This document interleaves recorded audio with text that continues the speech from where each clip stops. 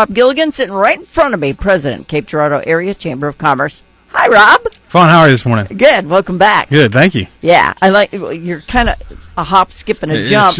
It's a quick, easy walk. Yeah. Do you do a Nappuccino? I haven't yet, but maybe I'll try one if there's a slow afternoon. That's Let really me know dragging. how that goes, because I'm highly confused by the whole concept of it.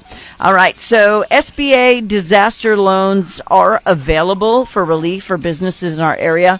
I'm assuming that means the people who had damage, or is it for everyone? So, kind of two different programs that they have available. So, they're the first one, of course, is the business physical disaster loans. So, those are businesses going to be in Scott County, also, up in St. Louis County, Independence City, and St. Louis are affected. But really, for our region, Scott County, the disasters from this spring. So, businesses that were physically damaged and need some assistance and some support to rebuild and fix those. Those loans are available right now, an opportunity for them. Application deadline is the 11th, though, so you're coming up on for that window there.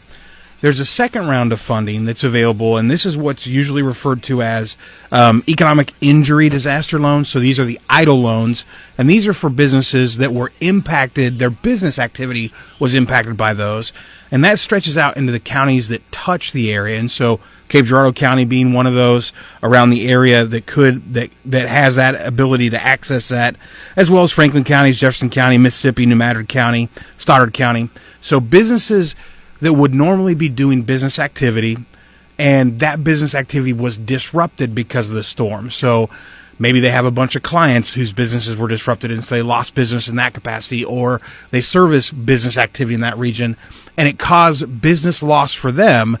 There are loans available through the SBA, these EIDL loans that help them to bridge that financial gap. So do they have to pay them back? They do. They are a loan. Yep, they're a loan, Okay. and so they have normal loan terms that they have to apply through the SBA. But you can use it to cover payroll costs, cover operations costs. If you have some debt obligations that you've got to cover, and so they kind of are designed to be gaps, to help fill the gaps for businesses that may have seen an economic delay or an impact because of the disasters, because of the storms, and so they can kind of fill that out and then spread that cost out over time.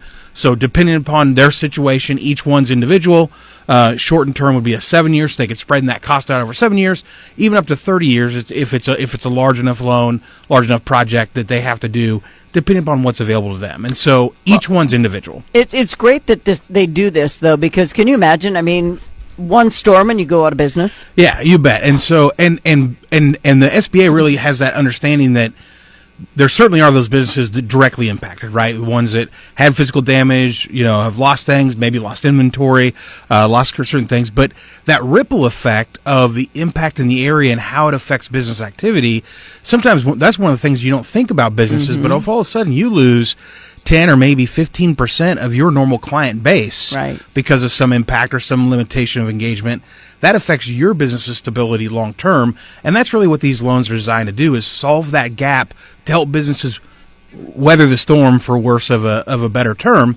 That's actually a really good term. And get through that timeline and stay financially stable. Well, define small business, though, because a farm could be a small business. You bet, yeah.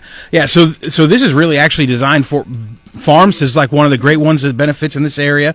It could be any type of small business. So small business by government definition is any organization with 500 or less employees. Oh, that's everyone. Yeah, so that's a majority of businesses actually fall into that small business category of eligibility that could be in this space, but could be nonprofit organizations that service in the region that may have been disrupted because of activity, small businesses, farm operations. Those are going to be the biggest ones in our region that may have had disruptions, that may need to be able to have a gap. Obviously, if you think about some of the farmers in the area, in the region, that may have had damages to crops or equipment that's going to cause impacts to them, this can help them solve that gap in the meantime. And they definitely were impacted. Now, I can't help but think about, like the Taco John's was smashed in Sykeston, but that's a franchisee. So that is a small business. It's not just a conglomerate. You bet. Yeah. So locally owned, regionally owned businesses that are trying to solve that. And so that activity that they need to work on rebuilding and finding out that gap. And sometimes this may be even a tool that solves the difference of, I have local financial partners. We've got great lending institutions throughout the region that can support. but sometimes there may be an equity gap that exists and what the ability of cash available to a business to put in. And so these loans can help to solve sometimes that gap opportunity to help you to make sure that you have full resources necessary between insurance recovery payments and financing and business operations expenses that you have to keep going on to keep operations. So really great program. Yeah. Well, what's the percentage on the loan? I know you said low interest, but what does that actually mean? Because right now interest rates are they're crappy. Yeah, so interest rates vary depending upon the situation. So if you have credit, so the SBA, the one thing that I think is really critical, the SBA in this role doesn't want to supplant private business activity. So if your business has the ability to get private loans elsewhere through local lending institutions or what, the SBA doesn't come in and undercut those values to make it easier for you there. So they loan at what is probably a standard commercial rate of about 8% if you're eligible for local financing options that you can work through. Mm-hmm. If you're not, if for some reason you don't have access to local lending operations, maybe it's the type of business structure, maybe it's some other issues you're there, then the loan value can go down to as low as 4% to solve that gap. If you're a nonprofit organization, then you're looking at about 3.625%. And so if you're not set up as a profit organization, but maybe serving the region and a nonprofit status, a little bit lower rates. And so it varies depending upon the organization and what their needs are. And the SBA team really kind of helps you work through that process to determine what that best look is for you and for your organization. And if it really makes sense to utilize this as a tool. But TikTok. Yes. I mean, time's running out for you on some of this. If the deadline is on the 11th, that's why I wanted to get you on as quickly as I could, because I was like, gosh, the deadline's almost here, but people might not know about this. Right. Yeah. So, yeah, I certainly appreciate you reaching out and giving us this opportunity to share. So the disaster response group, so that initial for physical damage, the initial deadline is the 11th. For the business, the economic injury group, the EIDL, those are actually through May of next year, March of next year. So those businesses have still about 6-7 months to determine what their economic losses or needs may be and work through that process. But ultimately, you're encouraged to reach out and start that conversation with the SBA team as quickly as possible to start working through that process. Right, but if your building is like kaboom gone, you have to make the decision whether it's even worth it to put it back. You bet, yeah. Make that decision whether or not you reinvest and come back in that space. Find a new location, relocation could be part of that process to find existing structure or rebuild. Yeah, like out of Tornado Alley, maybe. Right. I don't know. Yes. We want you to stay here. That's I'm right. just saying. We certainly do. It's been a funny year. All right. When it comes down to the SBA, I think they offer a lot more than people understand. And so, do you have to be a member of something in order to get these? No, Small Business Administration. Now you're doing my routine over there. I cough every 10 seconds. Small Business Administration is a government program, so supports all businesses and organizations within the United States, and so everybody has access to that. Really easy to go online to their website, sba.gov, to learn more about their programs. While they certainly have programs like these, which are loan or financing programs, there's also educational programs, training programs, support mechanisms that work in. And then the SBA, of course, partners with other organizations. So the SBA, of course, funnels into the Small Business Development Center, which we have an office located here through SEMO. And so Jacob Pallas and his team can provide support and resources, information for small businesses, for startups, for information there.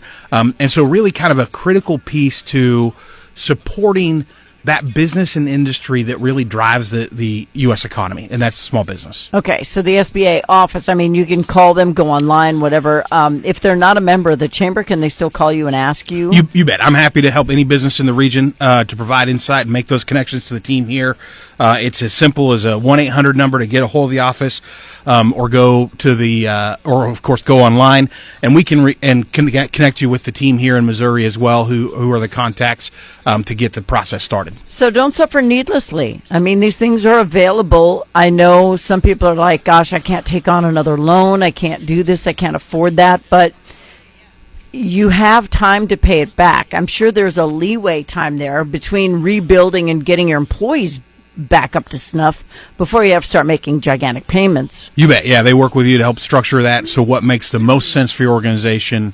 And really, the goal is to help businesses continue to thrive and grow. That's their ultimate goal. So they work with each business to say, how do we help make sure that you can be successful?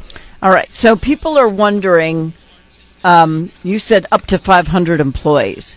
And nonprofits get less. So nonprofits get less because, they're not making money. They're giving to the community. That's why they get less. Somebody wanted to know why nonprofits always get the biggest breaks. Yeah. So ultimately, one of the things I think that people need to understand, sometimes you forget. So ultimately, nonprofit organizations are business organizations just like anybody else, right? A nonprofit designation, that 501c3, C4, C6, whatever that may be, that's really just an IRS designation that a business organization makes. This says at the end of the day, any net revenue or profit isn't distributed back to a single individual, entity, or group as a beneficiary. It stays within the service of the organization. And so for-profit entities, right, are owned by somebody, whether that's an individual, so it may be a sole proprietor or a partnership. It may be structured as an LLC or an S corporation. Could even be a C corporation, have investors and be a publicly traded or have investor opportunities there, stock ownership programs there. So those are all private entities, or public entities if it's publicly traded, and so profit and revenue at the end goes out to some individual as a benefit. Nonprofits, organizations, they are business organizations. Well, because they have to pay their people. That's right. They just designate that nobody receives that profit at the end. So sometimes people think nonprofits can lose money. They can't lose money, right? They don't have an endless supply of capital. Mm-hmm. What they need to do is, or what they can't do is, pay out profits or benefits to individuals because of the net revenue that they make. Yeah, they pay their employees and then they serve the community. That's right. That's what they do. All right, so the SBA disaster relief is available for area businesses, pretty much our entire listening area from St. Louis all the way to the Arkansas border. But there are two different kinds. Make sure you go to the SBA website. Make sure you sign up by the 11th if you fall into one category. If not, you've got a goodly amount of time until March of next year. But I appreciate the explanation from President of the Cape Girardeau Area Chamber of Commerce, Mr. Rob Gilligan, about the relief that is available for small business. Thank you, sir. Vaughn, appreciate the invite as always. Anytime we can help to let the listeners know what's going on in the business community, we love the opportunity. You send me topics and we'll have you back. Will do. Thank you. Rob Gilligan.